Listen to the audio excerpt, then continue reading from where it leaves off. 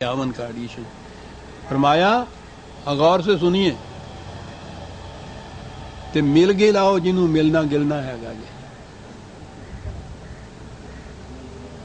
فرمایا کہ جس علاقے میں اسلامی انقلاب رونما ہو وہاں کی مسلمان آبادی کو نوٹس دیا جائے کہ جو لوگ اسلام سے اعتقاداً اور عملاً منحرف ہو چکے ہیں اور منحرف ہی رہنا چاہتے ہیں وہ تاریخ اعلان سے 1 سال کے اندر اپنے غیر مسلم ہونے کا باقاعدہ اظہار کر کے ہمارے نظام اجتماعی سے باہر نکل جائیں.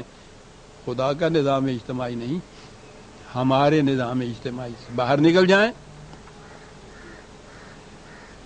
اس مدت کے بعد 1 سال بھر کا نوٹس، نہ خیر کافی نوٹس آپ کو ملے گا.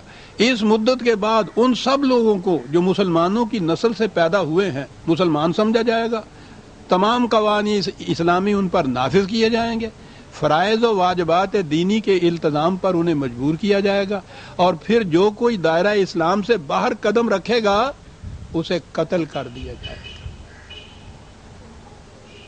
اس اعلان کے بعد انتہائی کوشش کی جائے گی کہ جس قدر مسلمان زادوں اور مسلمان زادیوں کو کفر کی گود میں جانے سے بچایا جا سکتا ہے بچا لیا جائے.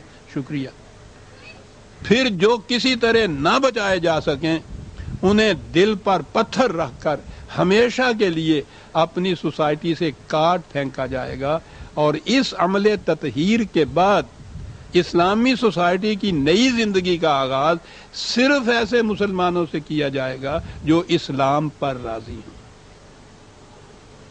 ایسے مسلمانوں سے جو اسلام پر راضی ہوں، یعنی جو ان کے متعین کردہ اسلام پر راضی ہوں، صرف ان کو باقی رکھا جائے گا. عزیزان من، میں نے اس خطاب میں ایک لفظ بھی اپنی طرف سے نہیں کہا. اتھارٹیز اس کی موجود ہیں، ان حضرات کے یہ کہنے کی ہیں.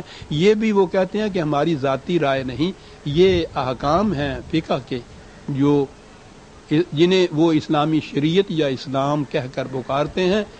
اور یہ ہیں وہ احکام فقہ وہ جس کو یہاں آہستہ آہستہ نافذ کیا جا رہا ہے. اس میں فقہ کے علمبردار تو بہرحال یہی مذہبی پیشوائیت یا علماء حضرات ہیں. یہی بتائیں گے کہ فلاں معاملے میں فقہ کا فیصلہ یا اسلام کا بقول ان کے فیصلہ کیا ہے، اور حکومت تو پھر مجبور ہو جائے گی کہ اس کو نافذ کرے. اگر یہ چیز ان کے ہاتھ میں جب آئے گی تو اس سیلاب کی روک تھام کسی کے بس کی بات نہیں ہوتی. تھیوکریسی ابتدا میں بڑی انوسنٹ سی نظر آتی ہے کہ یہ نکاح طلاق کے مسائل کے فتوے دیتے ہیں، آخر میں چل کے یہاں پہنچتی ہے جو میں نے ابھی آپ کے سامنے اقتباس پیش کیا. اس کی روک تھام تو پھر کسی حکومت کے بس کی بھی بات نہیں رہا کرتی. تھیوکریسی کی تاریخ بتاتی ہے کہ ان کے فتووں کی روح سے کتنے تاج اڑتے ہوئے نظر آتے ہیں اور کتنے حکومتوں کے تختے الٹتے ہوئے دکھائی دیتے ہیں.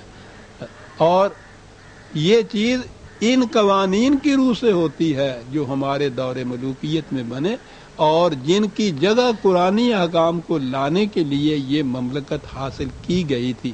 تو اس کے بعد احباب خود سوچ لیں جو میں نے عرض کیا تھا کہ انتظار تھا جس کا، یہ وہ سحر تو نہیں. اس کے جو معنی ہیں وہ آپ جانتے ہیں. وہ سحر تھی جو قرآن کریم نے پیش، جس کی نمود صدر اول نبی اکرم صلی اللہ علیہ وسلم اور والذین معہ رضی اللہ عنہم مقدس ہاتھوں سے نمودار ہوئی. وہ ایسی سحر نمودار ہوئی کہ ساری دنیا کی تاریکیاں چھٹ گئی تھی. اس کے بعد ساری اجالا ہی اجالا تھا. پھر جو تاریک رات ہماری آئی ہے، چلی آ رہی ہے اس وقت تک. زمانے کے تقاضوں سے کچھ امکان پیدا ہوا تھا کہ جیسا ابلیس نے کہا تھا کہ مجھے ڈر ہے کہ ہو نہ جائے آشکارا شرع پیغمبر کہیں. اس کے لیے اس نے کہا تھا کہ یہ کرو، ان سے کہو کہ یہ ہے اسلام، اسے نافذ کرو. تو جیسا میں نے عرض کیا عزیزان من، میری اس سحر کا تعلق سیاسی افق سے نہیں.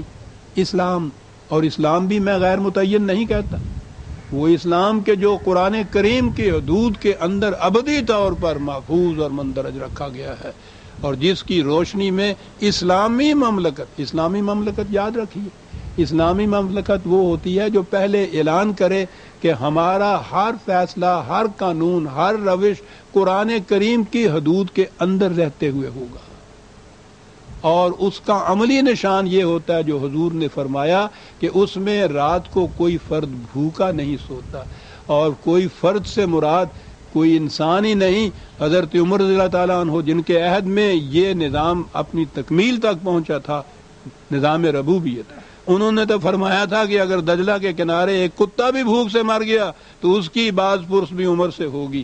اس کی عملی نشانی یہ کہ کسی انسان کی کسی دوسرے انسان پہ حکومت نہیں، کوئی روٹی کے لیے کسی دوسرے کا محتاج نہیں، کسی کی تذلیل نہیں ہوتی، کسی کی ذلت نہیں ہوتی، اور کوئی خوف یا کوئی حزن نہیں ہوتا۔ عزیزان من، یہ ہے وہ سحر جو قرآن کے خورشید جہاں تاب کی روشنی میں نمودار ہوگی۔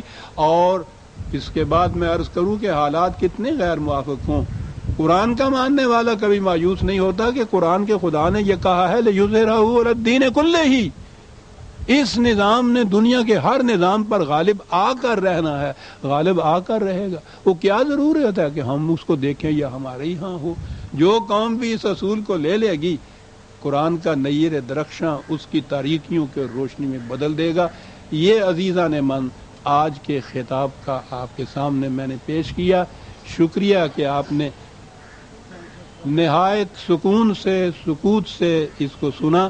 سنیے ہی نہیں جو میں نے عرض کیا ہے، پیمفلٹ شائع ہے، مجھے ابھی آپ نے فرمایا ہے مینیجر صاحب نے کہ اسی خطاب کا جو پیمفلٹ شائع انہوں نے کیا ہے تو وہ چھپ کر آ گیا ہے، باہر سٹال سے یہ مل جائے گا، لیجئے وہ اتھارٹی اور وہ سند جو میں کہہ رہا تھا وہ بھی آپ کے ہاتھ میں آ جائے گی۔